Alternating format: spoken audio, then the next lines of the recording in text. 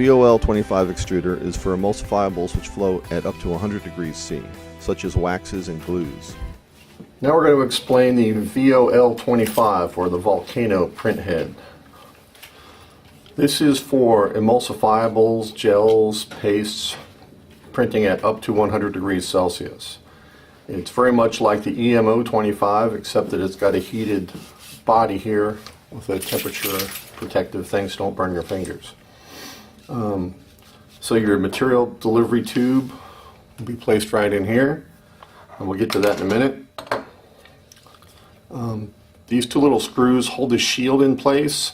If you have a crosslink volcano or a VCD, you may have to take these off to get your tube loaded in because it'll have that little LED array down here.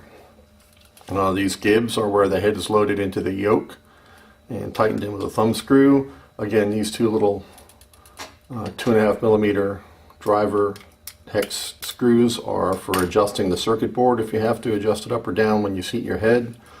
These carry the connections up to this flat flex cable, which bring the impulse and the power and signal for the motor. This one here has a 27-to-1 gear reduction, so you can see this model number ends in a PG27 for planetary gear, 27-to-1 ratio.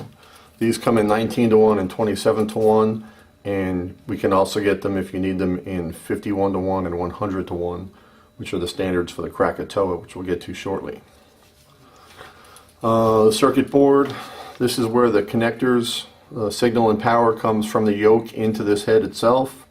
This is the programming cable, where if there's a major firmware update, you'll have to plug in your ST link and flash a new version of firmware. That should be about once a year. This slides up and down on a linear bearing, and it just rides on top of this tube, so as you dispense more material out, it goes lower and lower. Alright, to load the tube, we want to open it up all the way. We're going to take a 3 millimeter hex tool, make sure that these 3 screws are loose. We're going to take our tube of material, and we're going to take this collar off. Sometimes you want to remove the needle, sometimes you don't. And we're just going to slide that in.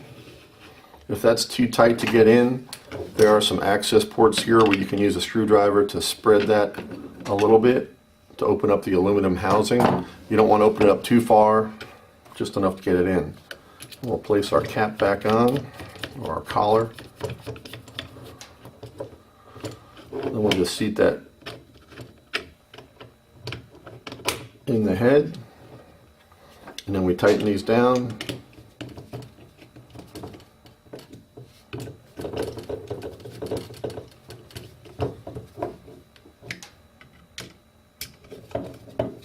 We're going to get those good and snug so that you don't want this barrel spinning as the motor spins.